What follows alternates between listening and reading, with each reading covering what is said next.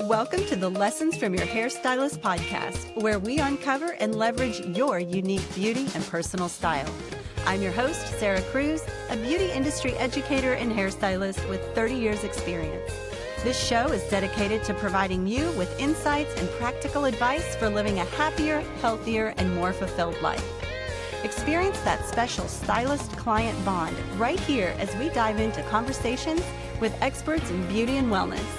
Here, you'll gain valuable tips on personal style and self-care to empower your journey. Join me to unlock the secrets to living beautifully well while elevating your lifestyle, mind, body, and spirit.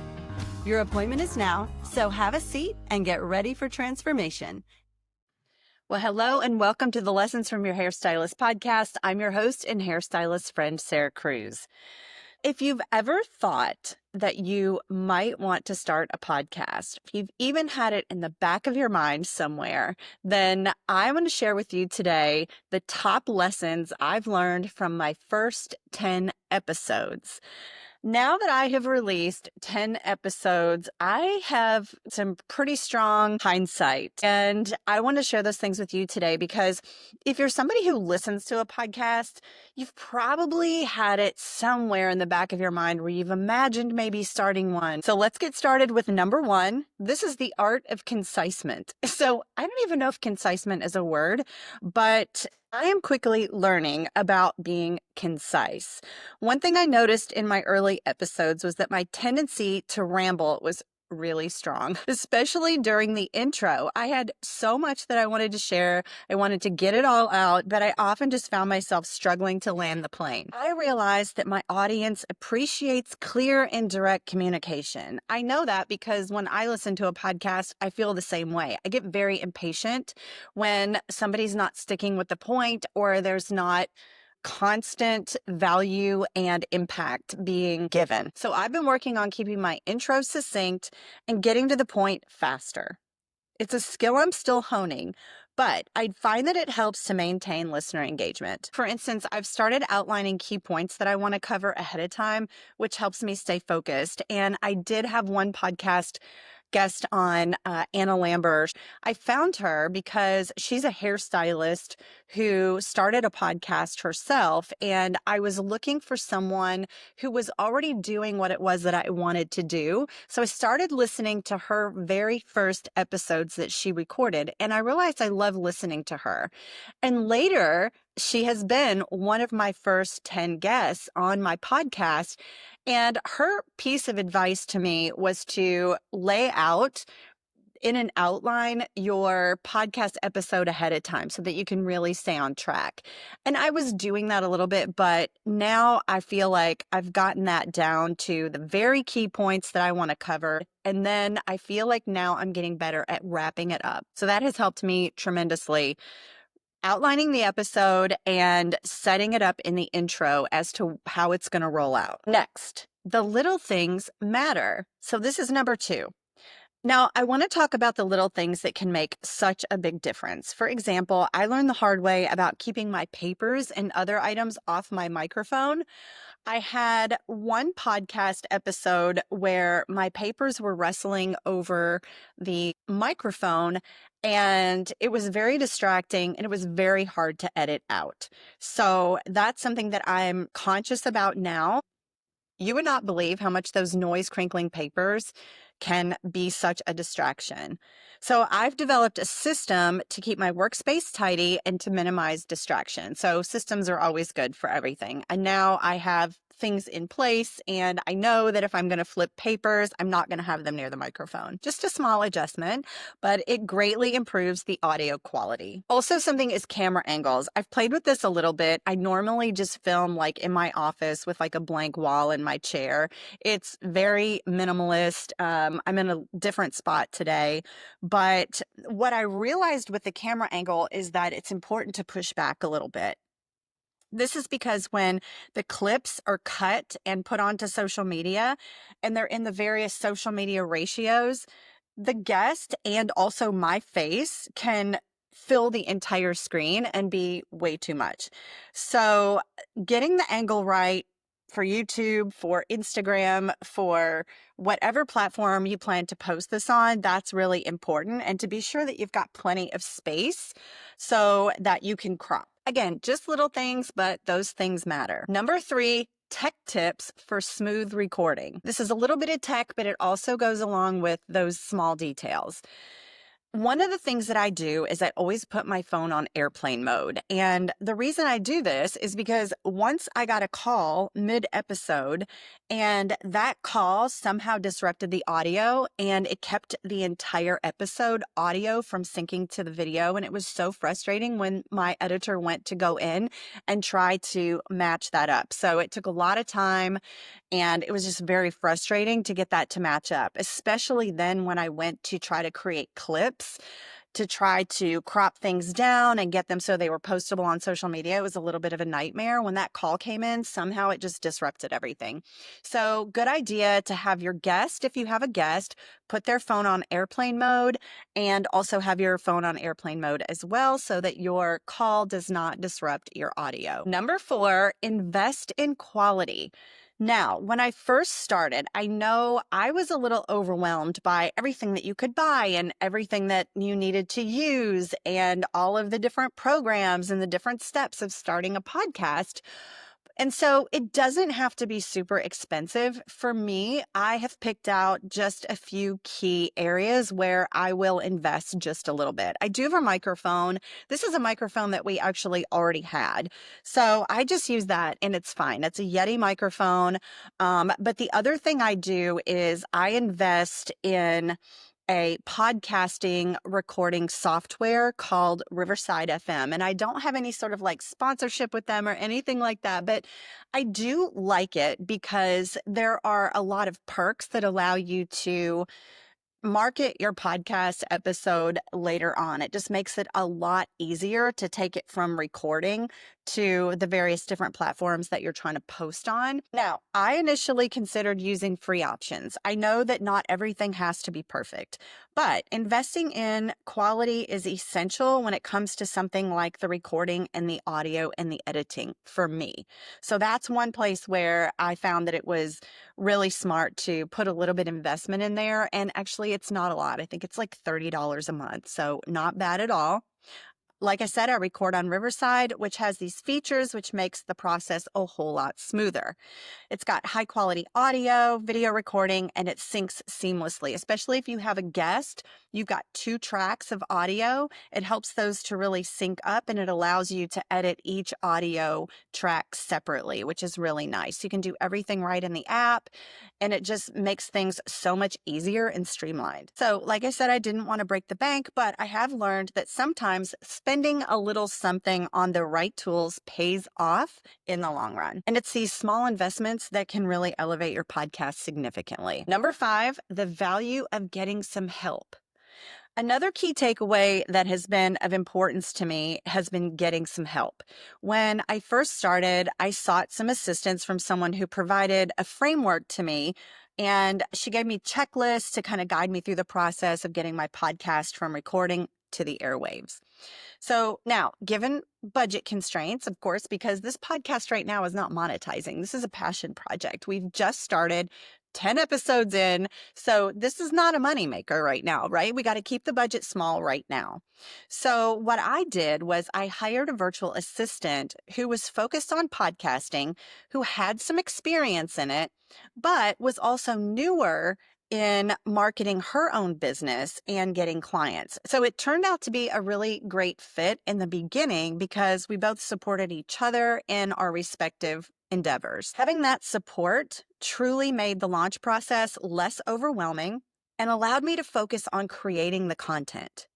She and I established a workflow and we streamlined everything from scheduling to social media promotion, which has been invaluable. Now, my virtual assistant's name was Christiani. I am going to put her info in the show notes for you, just in case you might want to explore the world of podcasting. She may be someone who could help you get started the way she helped me get started. Next, number 6, let's talk about embracing imperfection. Now, in the beginning, I was worried how everything would be perceived, my audio quality, my delivery, and even the content itself. But I learned that striving for perfection can be absolutely paralyzing. One thing that's very important to me that I really had to work on was not worrying about what other people thought. And that actually has been very liberating. The more you put yourself out there, the more you just do your thing, the less sensitized you are to what other people might think about it. And what's nice about this liberation from worrying about what other people think about you is that it really allows you to be more authentic and to focus on sharing the message rather than getting caught up in all of this like self-doubt.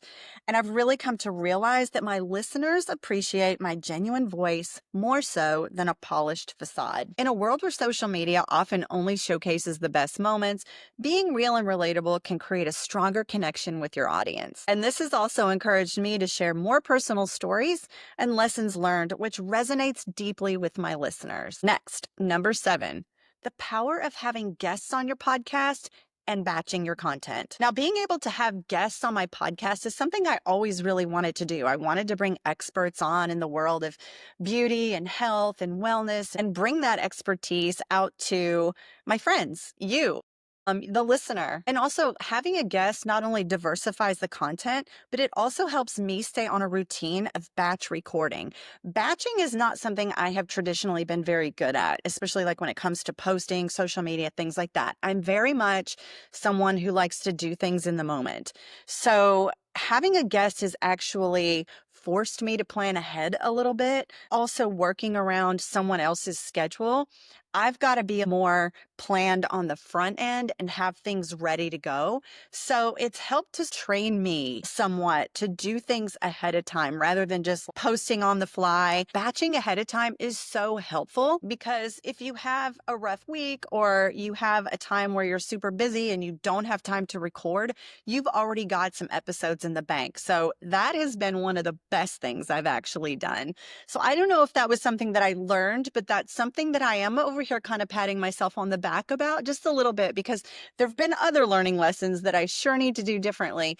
But getting things done ahead of time, I'm kind of proud of that because that has helped so much to allow us to come out with a new podcast every week without worrying about and scrambling at the last minute. How are we going to do it? So batch recording and scheduling guests ahead of time has been really good. I would recommend that. In addition, having these conversations with guests has not only enriched the podcast, hopefully this podcast inspires you and the people that come on it inspire you, they inspire me too. They help inspire me to keep pushing forward because there's just so many stories and insights to share. And that was really at the heart of why I started this podcast.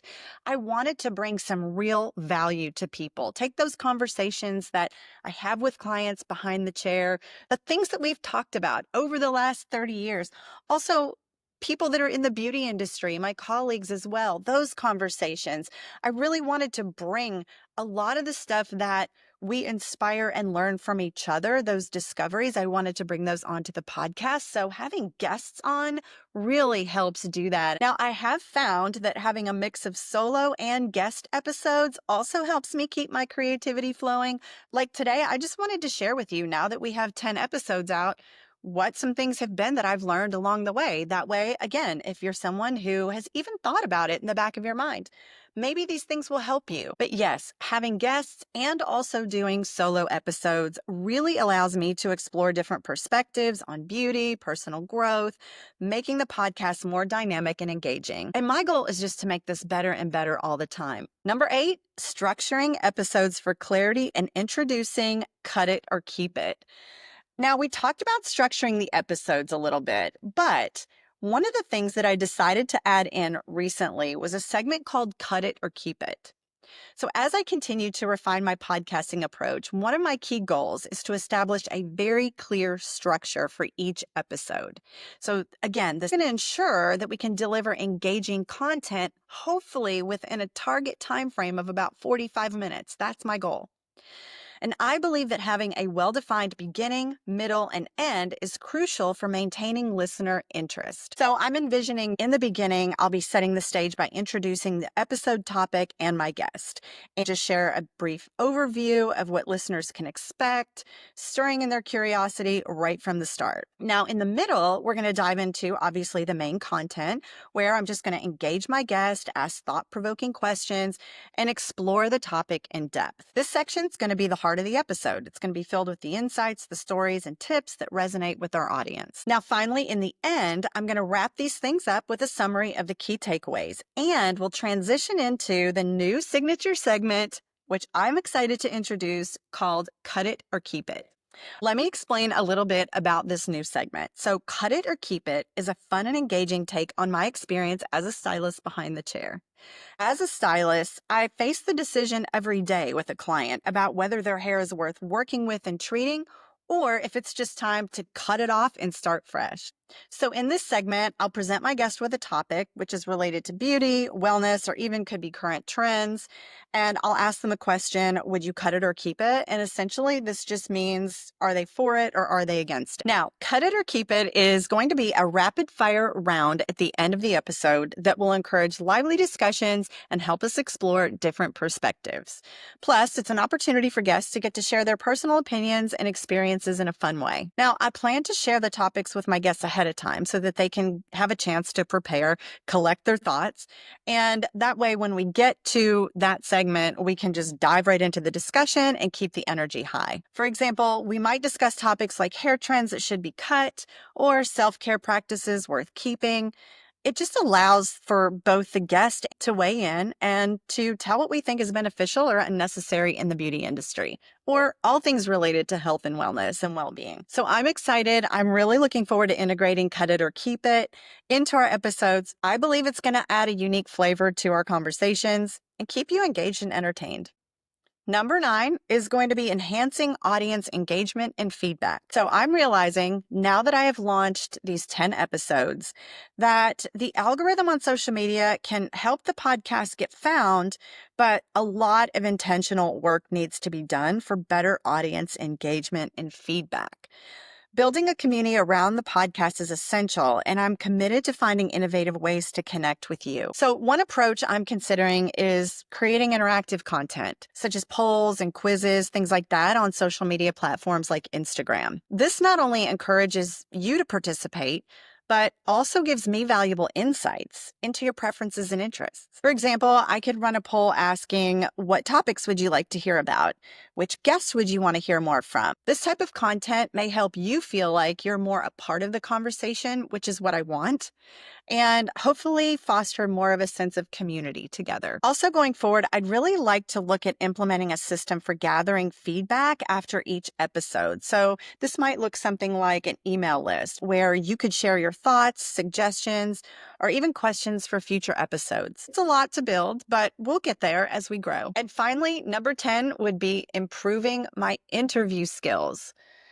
Boy, as I have looked back on the last 10 episodes, I can really see where I have a lot of work to do. Now, I'm proud of myself. I've got the first 10 episodes out, but I can see where I was rambling on quite a bit there, especially in the intros. So in the beginning of this episode, I talked about my tendency to ramble. And there are times too when my guests have a lot to say. They have a lot of detail to share, and I may need to keep the conversation aligned in a particular direction. I may need to interject, and I feel like working on my ability to know when and how to get in there is something that I really want to improve so that the listener stays engaged the whole time. One other thing too is learning to ask less complex questions. I do tend to ask a question and then another question on top of that all in one go. This usually happens to me whenever I'm following up on what someone has already said and I'm trying to expand on it. I just get really excited about 2 or 3 points that they made and I want to cram a bunch of little questions in there on my follow-up. But the more I practice, the better I become at asking engaging questions and creating meaningful conversations that resonate with my audience. The other thing I think I could probably do too is to seek the feedback from my actual guests to see how they felt the interviews went and what they think could be improved. I think this will help me to refine my approach and ensure that each episode is better than the last. So there you go. The top 10 things I've learned in my top 10 episodes of the Lessons from Your Hairstylist podcast. Just to recap, I've learned the importance of being concise, paying attention to the little things, investing in quality tools. So just to recap, I've truly learned the importance of being concise. I've learned that paying attention to the little things is really important. Investing in quality tools where it makes sense, seeking help, embracing imperfection, improving the guest briefings, and developing my interview skills. As I grow in my podcasting journey, I am really excited to apply these lessons that I've learned and to grow alongside you. Thank you for joining me here on the Lessons from Your Hairstylist podcast. If you've enjoyed today's episode, please consider subscribing, leaving a review, and sharing it with your friends. And feel free to reach out to me if you've been interested in starting a podcast yourself. I would love to offer you any support that I can and cheer you on in your journey as well. That's all I have for today. Until next time, remember that transformation in anything you want begins with tiny steps. Do me a huge favor. Please leave a rating, a review on the podcast, and share it with someone you know, whether they're a beauty industry pro or an everyday beauty enthusiast looking to live a happier, healthier, more beauty-filled life. This podcast is here to help provide practical action steps to help do just that. Have the most amazing day, and remember to take just one tiny step today towards your goals. Talk to you next week. Thank you for joining me on this episode of Lessons from Your Hairstylist. I hope you found inspiration and actionable insights to embrace your unique beauty and elevate your life. Remember, it's all about taking small steps towards a happier, healthier you. If you enjoyed today's conversation, please take a moment to subscribe, leave a review, and share this episode with someone who might benefit from it. Together, let's continue unlocking the secrets to living beautifully fulfilled. Until our next appointment, keep your thoughts on your visions, your self-talk kind, and remember to keep your heart open so you don't miss any opportunities waiting for you out there. I'll see you on the next one.